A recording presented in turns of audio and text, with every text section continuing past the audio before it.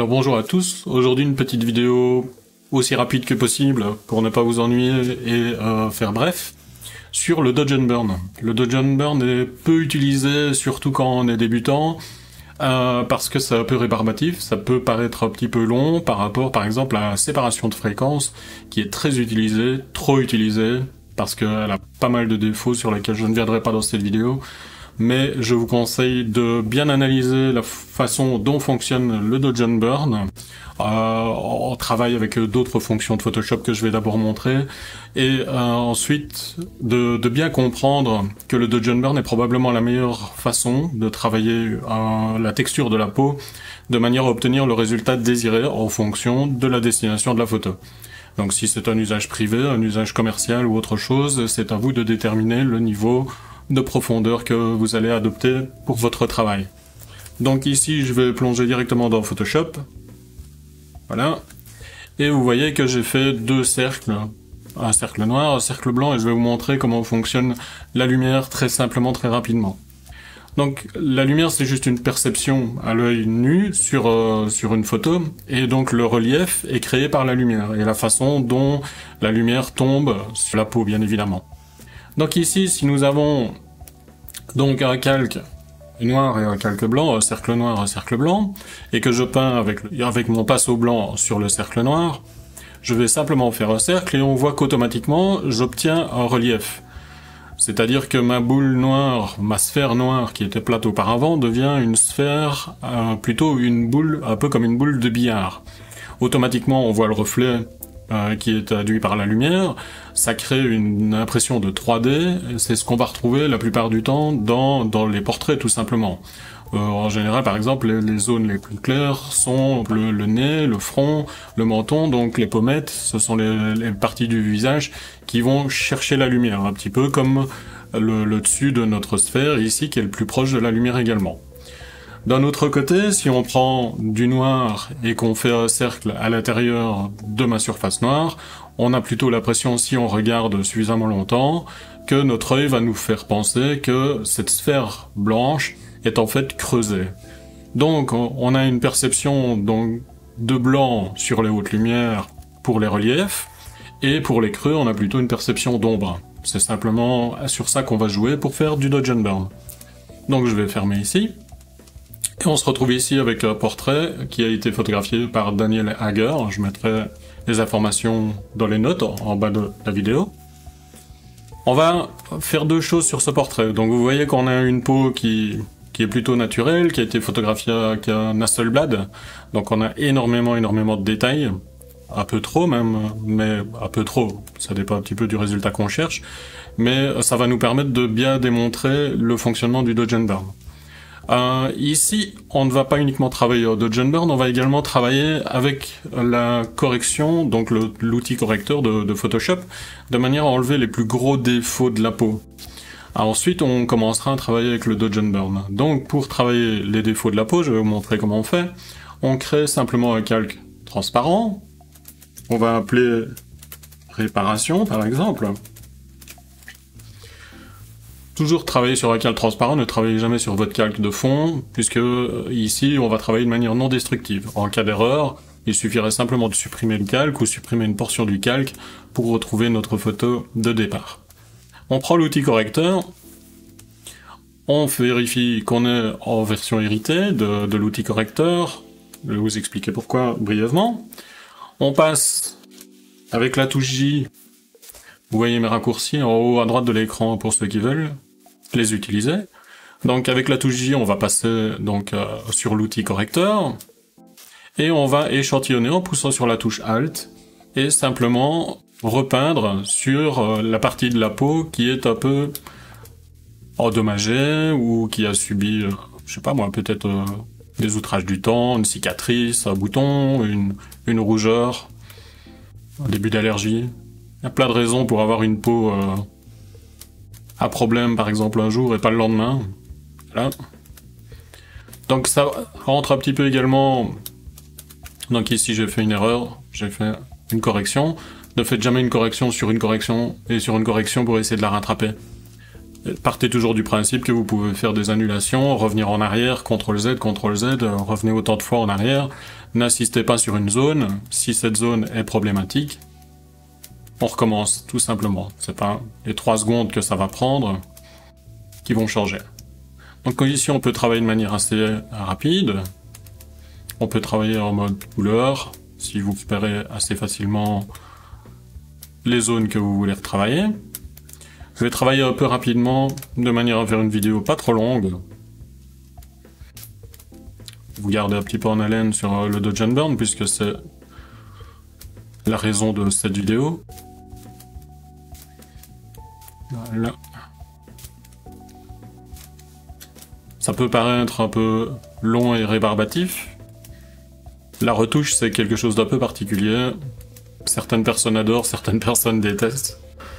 Voilà. Moi personnellement j'adore, mais même quand le travail est du Dodge and Burn, voir le avant-après c'est toujours une récompense assez particulière. Donc ici on se concentre principalement sur les défauts. Ici c'est principalement des rougeurs. Donc par exemple tout à l'heure je vous parlais d'un gras de beauté, ici je vais l'enlever, mais toujours réfléchir avant de l'enlever pour voir si c'est en accord soit avec la personne qui vous a demandé la photo, ou même le modèle, le cas échéant.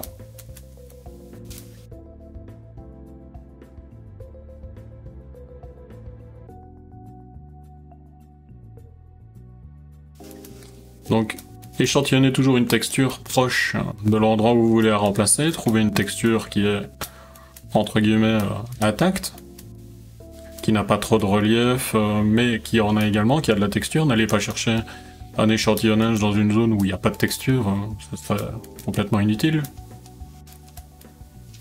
Mais n'allez pas chercher de la texture là pour remplacer à l'autre bout du front. La texture est influencée par la lumière, on le voit ici, la lumière accroche beaucoup plus et donc crée beaucoup plus de texture, que là elle est plus dans une zone d'ombre avec une lumière indirecte et crée beaucoup moins de texture. Donc elles sont très différentes. Même chose selon les différentes zones du visage. On voit que la texture est complètement différente sous l'œil. En plus, la texture a une sorte de fibre.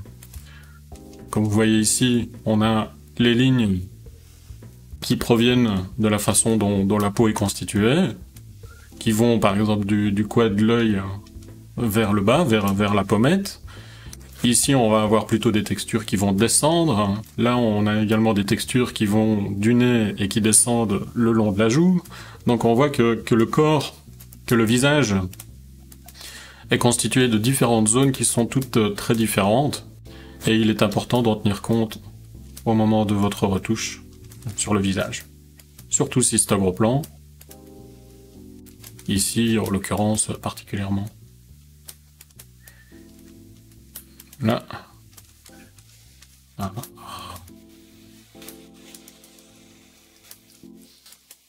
Je vais vous montrer dans un instant comment réaliser les calques de Dodge and Burn. On va créer une manière idéale, on va dire. De manière idéale, c'est-à-dire qu'on va corriger non seulement via du Dodge and Burn, mais on va également corriger un petit peu la saturation, désaturation qui est créée par la retouche. Voilà, je pense que même s'il y a encore 2-3 petites zones qui mériteraient une petite intervention pour la démonstration, c'est suffisant. Voilà, quitte à... Ok. Voilà, j'ai probablement oublié quelques zones, mais de manière à pouvoir avancer et travailler, on va s'arrêter là pour l'instant. Donc on va dézoomer, et on va faire un avant-après, et on voit qu'on a déjà enlevé pas mal de défauts liés à la peau, donc des petits boutons, cicatrices, etc. Donc ici on va laisser notre couche de réparation, et on va s'attaquer donc à la création des calques de Dodge and Burn. On va faire un calque de Dodge and Burn, des calques de Dodge and Burn avec l'outil courbe. Donc ici on va chercher une courbe, qu'on va appeler densité plus. Densité plus, c'est parce qu'on va assombrir. Et donc pour assombrir, on va descendre la courbe. Vous pouvez vous référer à ma vidéo précédente sur les courbes. je parle un petit peu de la luminosité, plus des couleurs, mais un peu de la luminosité.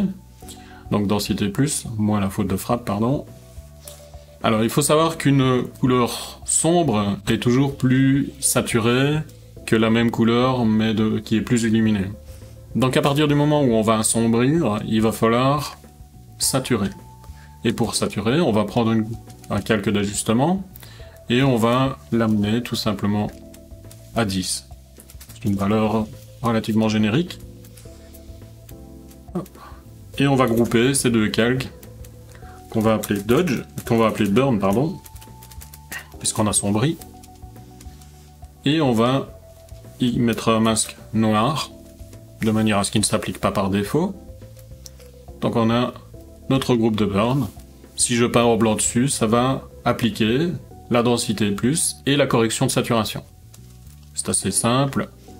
Et on va simplement, par facilité, dupliquer ce groupe. Donc CTRL-J pour dupliquer un calque dans Photoshop, qu'on va l'appeler Dodge. Par contre, il faut l'adapter. On va passer de plus 10 à moins 10, puisque ce que nous allons faire, c'est éclaircir une zone sombre, et donc comment on va l'éclaircir, il faut la désaturer. La densité, on va l'amener dans l'autre sens. Voilà, vous voyez, j'ai une petite référence souvent comme ça, puisque de toute façon c'est à l'œil que vous allez repérer votre Dodge and Burn. Et donc maintenant j'ai deux calques qui vont me permettre de travailler et de peindre en blanc avec un pinceau doux. Quand je dis un pinceau doux, par exemple, je vais utiliser la brosse, le pinceau, donc on va passer sur B. On va réduire le flux à 1. Vous pouvez travailler avec l'opacité si vous préférez. Toujours avec soit une faible opacité, soit un flux faible. Et vous pouvez également, petite astuce, ajouter du bruit à votre photo. À votre pinceau, pardon. En ajoutant du bruit à votre pinceau, vous allez travailler de manière moins nette sur les bords. C'est un petit peu comme le bord flou, mais ce sera un petit peu pour adoucir votre travail de Dodge and Burn. Par contre, on va créer un premier calque de check. Un calque de check, c'est ce qui va nous permettre de repérer les défauts plus facilement et d'être moins distrait par d'autres choses. Ici, on est distrait par la couleur. Donc, je vais prendre simplement une couleur neutre, donc sans saturation, et je vais passer ce calque en mode couleur. Vous voyez qu'ici, on a simplement supprimé donc toutes les informations de couleur. On peut également, si on veut aller plus loin, créer un calque de courbe et l'assombrir, assombrir la photo, et ça fait ressortir le contraste de pas mal de zones qui sont un peu plus problématiques. Ne travaillez pas toujours avec ces deux calques-là actifs, surtout le calque de courbe, parce qu'il a tendance à fort accentuer et accentuer au-delà de ce qu'il est réellement nécessaire de retoucher. Donc on va le désactiver pour l'instant. Et on va simplement commencer à travailler donc le Dodge and Burn en agrandissant. Autre astuce qui est intéressante, c'est pour avoir une retouche plus neutre, c'est-à-dire pour avoir une retouche plus efficace et rendue plus naturelle, en utilisant une deuxième fenêtre de Photoshop et en la rangeant, voilà, ça va nous permettre de travailler à deux niveaux de zoom, voilà, et ça va nous permettre donc de remarquer un peu plus facilement de quelle manière on travaille sur le portrait et d'éviter d'aller trop loin, tout simplement. Donc on va prendre un pinceau pas trop grand, qui correspond plus ou moins aux zones que l'on veut corriger.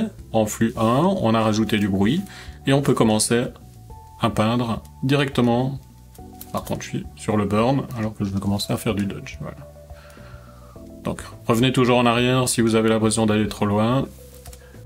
Même à 1%, je suis encore trop fort, donc je vais descendre à 70% pour mieux contrôler mon pinceau. Vous pouvez également travailler ça directement dans les réglages de votre tablette et utiliser la pression pour bien doser votre façon de faire la retouche. Donc, on va travailler à un niveau de zoom relativement élevé. On peut monter, zoomer plus et zoomer moins. Plus vous allez zoomer, plus vous allez repérer de problèmes. Donc, c'est à vous de déterminer un petit peu le niveau de correction que vous voulez apporter à votre portrait. Voilà. Je vous conseille de ne pas trop vous attarder sur une zone et de passer d'une zone à l'autre. Ça va permettre de déshabituer vos yeux. Un peu trop fort, encore réduire. Là. Ça va permettre de déshabituer vos yeux. De manière à ne pas vous attarder et à pas trop travailler sur des zones et des détails qui vont faire que votre travail risque d'être un peu trop marqué sur certaines zones. Ce que l'on ne veut absolument pas, évidemment. Alors ici, vous voyez que je suis passé avec un raccourci du dodge au burn. Par défaut, Photoshop n'a pas une fonction qui nous permet de passer d'un calque à l'autre. Je pourrais vous proposer le script qu'il suffit ensuite d'amener un raccourci, via un raccourci pour pouvoir l'utiliser dans Photoshop. Ok. Donc, si je fais déjà, donc ici c'est mon calque de check, je vais le rajouter check. Et donc, vous voyez que en quelques coups de pinceau, j'ai déjà énormément réduit pour moi ce qui était une texture non désirable. Tout en la conservant, puisque je n'ai rien, comment dire, adouci, je n'ai pas flouté la peau ou quoi que ce soit. J'ai simplement réduit cette impression de relief ou de creux là où il y en avait. Voilà. Donc on continue. Toujours bien au dodge, parfait. N'hésitez pas à passer régulièrement du dodge au burn. Certaines zones ne nécessitent pas du dodge, donc de l'éclaircissement. Certaines zones nécessitent un assombrissement. Vous ne pouvez pas faire du dodge sur un visage en entier, vous finirez par modifier un peu trop de manière évidente la forme du visage, puisque vous allez commencer à jouer sur les reliefs. Et donc si vous commencez à jouer un peu trop sur certaines zones en dodge, vous allez créer un volume là où il n'y en a pas. Ou il n'y en a pas sur le visage du modèle au naturel, on va dire. Maintenant, c'est un outil qui peut également servir à les amoindrir. Donc ici, on verra tout à l'heure, je reviendrai probablement dessus. Donc on a une zone sombre, parce que c'est probablement un très très léger renfoncement dans le visage du modèle, qui n'accroche pas la lumière donc. Et voilà, ici je passe du dodge au burn pour essayer d'égaliser au maximum. Ok. Alors ici je vais continuer un petit peu et probablement un petit peu accélérer la vidéo, on va voir.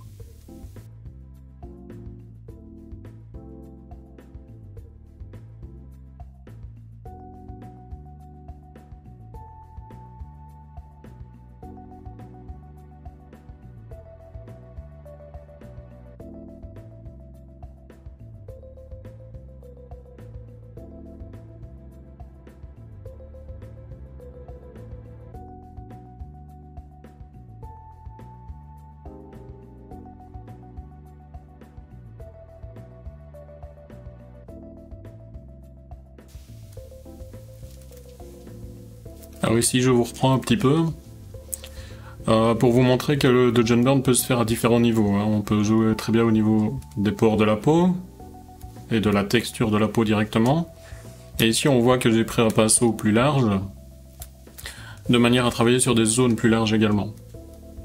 Donc directement sur les reliefs du visage et non pas uniquement sur les reliefs liés aux pores et aux aspérités.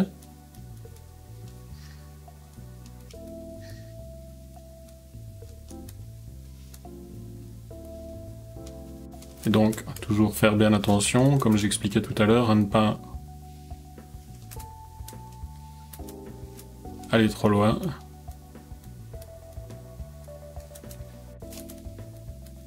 Donc Par exemple ici, j'étais allé trop loin. Alors ce que j'ai fait, c'est que je bascule. Vous pouvez faire soit annuler, soit basculer en noir pour peindre en noir sur votre calque avec la touche X. Les deux fonctionnent plutôt bien.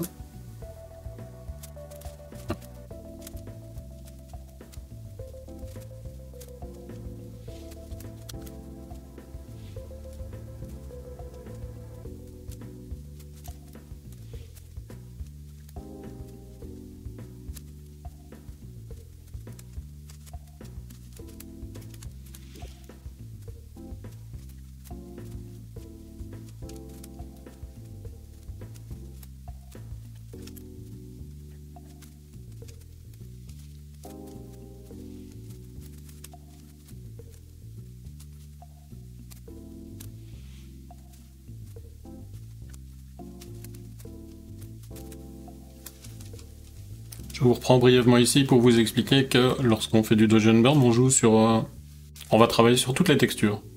On ne peut pas travailler uniquement sur les textures liées au visage, alors qu'on a également sur la photo les textures liées à une épaule, une main, un torse.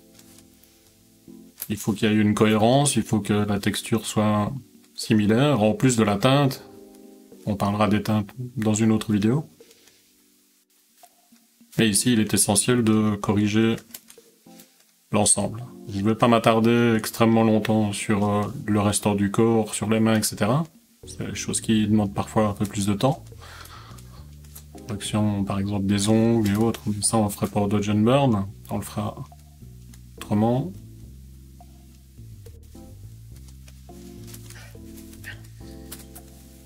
Alors, disons que pour la démonstration ici aujourd'hui, je vais m'arrêter maintenant. Je vais fermer ma fenêtre d'aperçu supplémentaire, elle ne sert absolument plus à rien.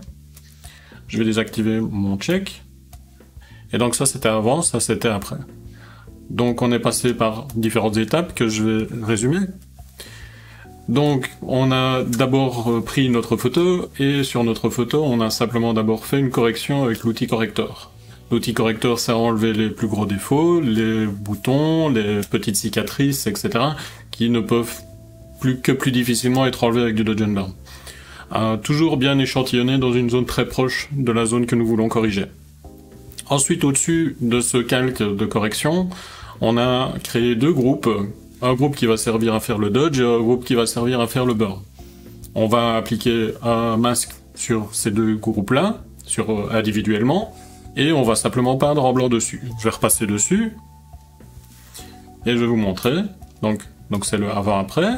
Notre calque de réparation qui relève les principaux défauts, notre calque de burn et notre calque de dodge. Si je pousse sur la touche, je vais vous montrer les masques, et vous voyez que toutes les zones en blanc sont les zones qui ont été peintes avec le pinceau en blanc de manière à révéler l'effet du burn. Je vais faire la même chose avec le dodge, et on voit qu'on a un petit peu plus de dodge, mais que les deux sont relativement équilibrés malgré tout, et que les deux fonctionnent en parallèle. Donc ne jamais faire l'un sans faire l'autre. Donc voilà. Ça conclut un petit peu la démonstration pour aujourd'hui pour le Dodge and Burn. Si vous avez des questions, n'hésitez pas à me les poser directement, soit en commentaire, soit en m'envoyant un message privé. J'essaierai d'y répondre un maximum. Et prochainement, on fera une vidéo sur d'autres types de techniques liées à la retouche portrait, la couleur, etc. N'hésitez pas à me contacter, et à la prochaine.